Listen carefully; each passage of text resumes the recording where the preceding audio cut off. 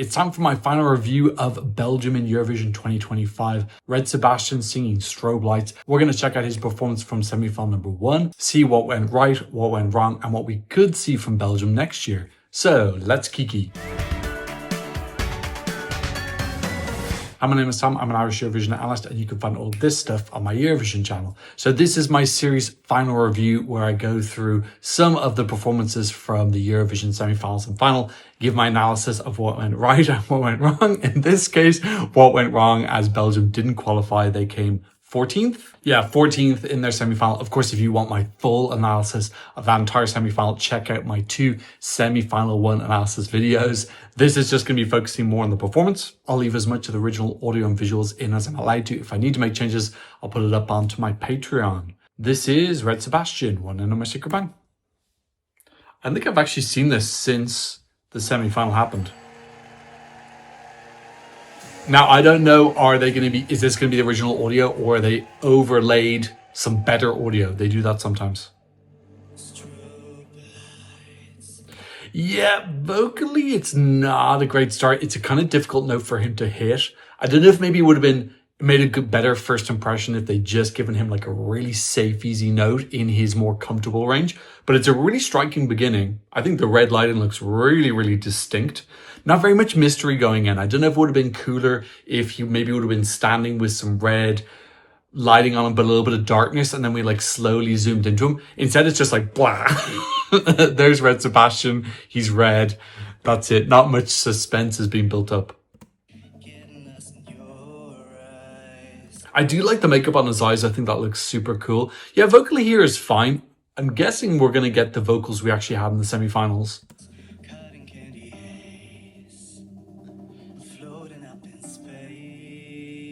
Yeah, he's just not as strong in that bassier register. Like, he's a very, very strong singer. It just doesn't have the same power that he does when he's up in the high falsetto notes. Lots of red lights. Now, that motif with this eye in it, I think it's fine. It's quite striking. I think it's quite a bold statement. It's not playing it safe. Yeah, I like it. Don't love it. Some really cool angles though. Look at that angle where we've got half of the pillar and then looking side. So they've got some quite different cinematography here. And also he's starting on the front stage. I'm trying to think, did anyone else start in the front stage? Not that I can instantly recall. The outfit, I'm sorry, I don't like the outfit. I don't know. I can see some cool references in here. There's some in the shoulders. It looks a little bit like giving some Japanese samurai. There's some straps hanging down. It's fine. Actually, I think if you just took away the straps, I think it would just look a little bit less busy. It's very red though. They've gone all in on red, which is fine. It's a concept.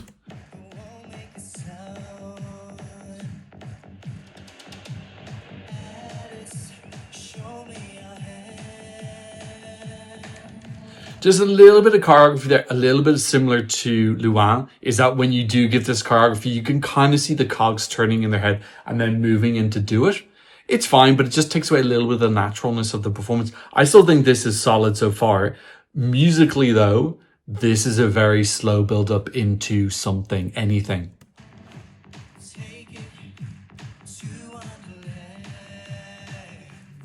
I think he's doing okay vocally. Again, this isn't his strongest register, but it's fine.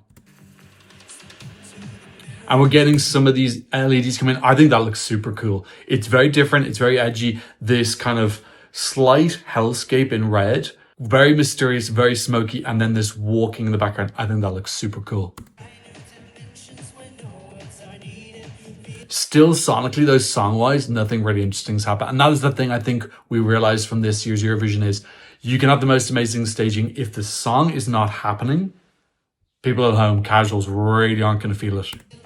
Visually, this is really cool, though. Very distinct. Okay, we got a cutaway now.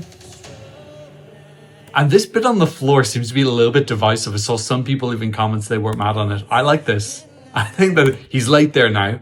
In the rehearsals and some of the dress rehearsals, he was meant to perfectly mirror it. So he was an hour and a half second late. I don't think that really destroyed it. It made it look a little bit less cool for me. But I still think this looks wonderful. It's a very upgraded version of what Connor did in Eurovision 2023 for Wild Youth when he put the hand down on the floor. But that was too short of a moment in that otherwise slightly disastrous staging. Now we're 1 minute 20 in and we've had no chorus yet. And I think this is what really affected casuals. Where's the song, babe? They were like, show me something. It just pushed their patience too far.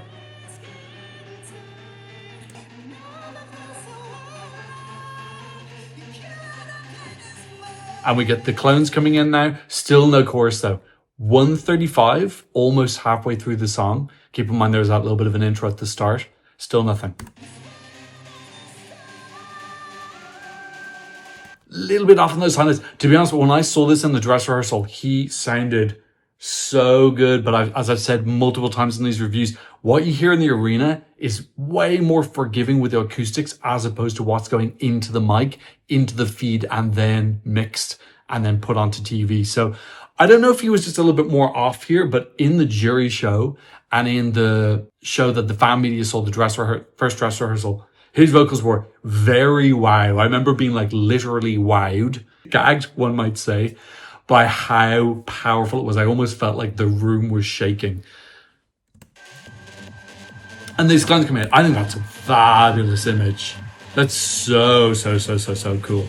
Really cool, like slightly dystopian feeling, nihilistic, red abstract art in the back as well.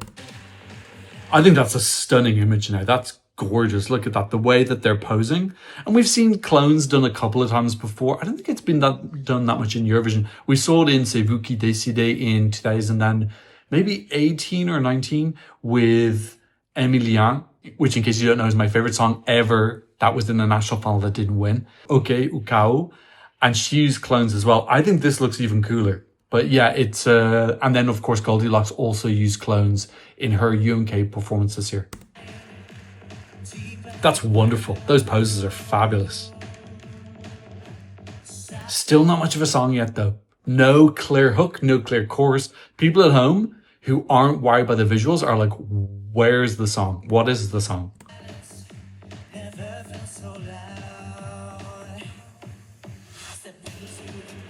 Another great moment. Lots of visually great moments where he's matching the clones as he passes them.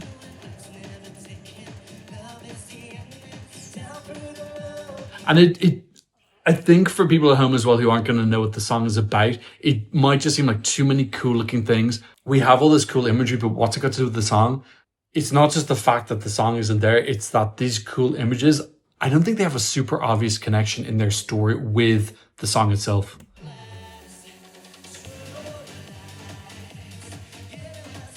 I still love it. I think this is really wonderful though, but I just think Eurofan freaks like me are just too small and niche. And I wouldn't have voted for this either because I just don't think the song is strong enough. I really enjoy the visuals, but I don't have enough of a soft spot for the song to vote for it.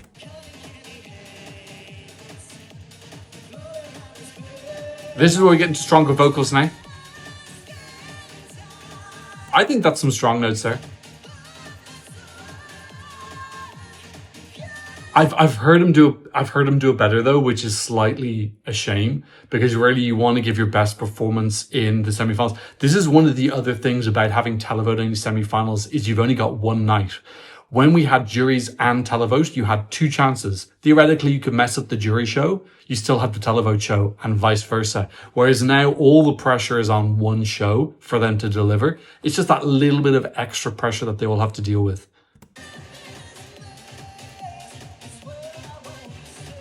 He's doing a great performance though. He really matured over the season, got more confident, more stage presence. Okay, and everyone's breaktesting. I think people at home are going to be confused. Like, what is this? There's clones. Yeah, there's redness. It's cool. What's that got to do with the concept of the song?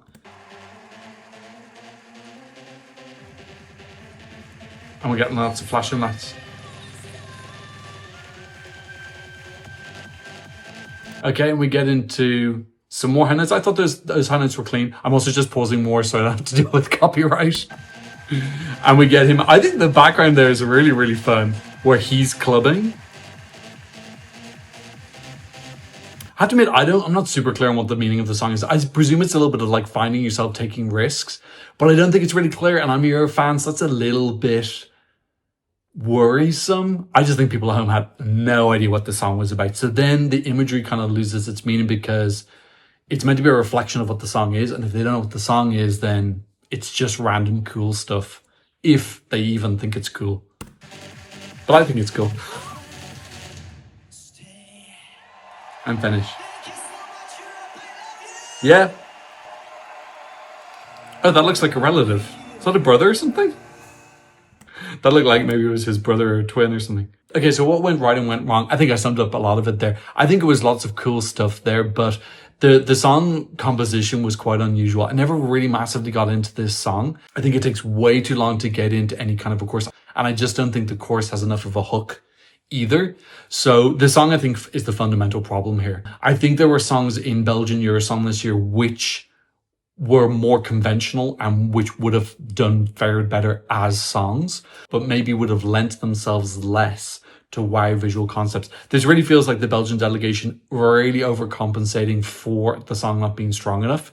And the real alarm bell for me with this was how badly it did in the OGAE, which is the big main fan club for Eurovision that organizes all the tickets. And they usually very much favor upbeat songs and songs that have a queer identity, which this very much does. And this still got points, I think, from only 3 countries. It did very, very badly. I think the first 30 clubs that voted, it had no points at all. And I thought it was going to get a 0, similar to Cyprus. But then in the end, it just got a couple, I think, from Spain and maybe it ended up on 17 points. Also, just when I did my Belgium Eurosong review, and this was top of the odds at the time, we know that some Eurofans had access to the song releases. They were filmed in 2 shows. Some people really liked this song or maybe another one and put a lot of money on it, and Belgium went to top of the odds. And I remember when I did my Belgium review, just kind of like waiting for this wow song that could potentially win, and it just never came. I wasn't particularly wowed from when I heard Strobe Lights the first time. I think it was around 28th or 29th when I did my top 30 video. So I don't even really like the song either, so I'm not going to be massively surprised that people in Europe didn't.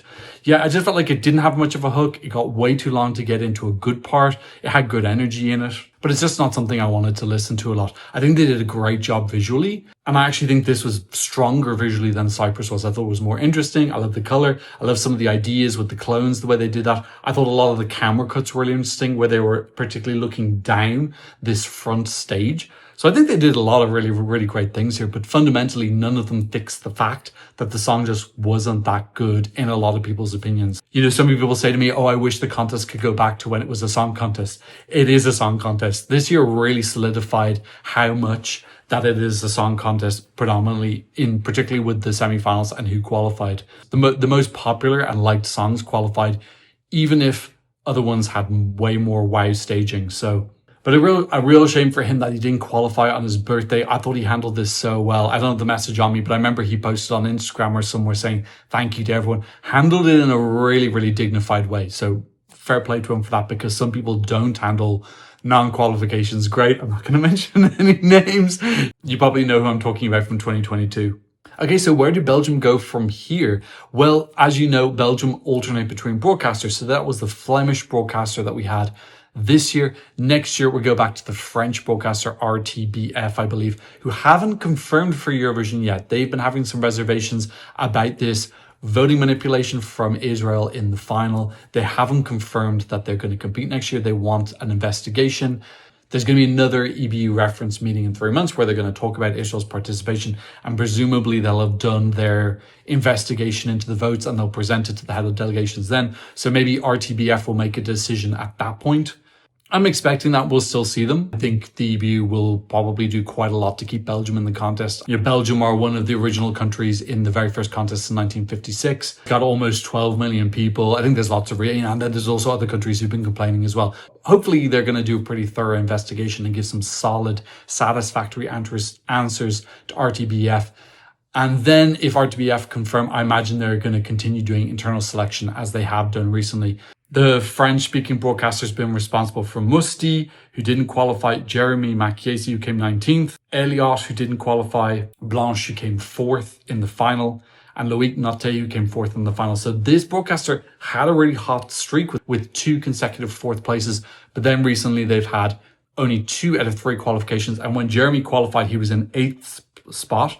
I'm pretty sure he didn't qualify with the televote as well. Oh no, he did. Sorry, he did. He qualified 10th with the televote. So he did make it in with the televote, but just about. But yeah, Belgium were on this very disappointing 2 non-qualification streak, having 2 songs that were both really, really high up in the odds. Obviously, Belgium this year were as high as first place. With Musty, I think they were top 5. I think that was the highest that they went. But yeah, to have songs that were ranking so high in the odds and then both of them non-qualifying is really, really disappointing. But I do think that there were pretty fair reasons why both of them didn't go through. I thought Musty's performance was really off. I thought the vocals weren't good. The characterization on stage came across too cocky. I just don't think the whole thing works. There were some bad decisions there. And then, as I've just said with Red Sebastian, the key thing seems to be the song. And then a lot of people just not enjoying his vocal as well. So yeah, Belgium definitely looking to bounce back if they confirm. So that is my final review of Belgium in Eurovision 2025. What did you think? Leave me a comment in the comment section down below. Don't forget to check out all the new series I've got going, including my one looking back at old Eurovisions, all of my analysis videos of the semi-finals. No new donations on PayPal or Buy Me a Coffee, but if you want to support the channel, I'll leave a QR code for you here and a link in the description. And of course, thank you to all my patrons for patronizing me from all around the world.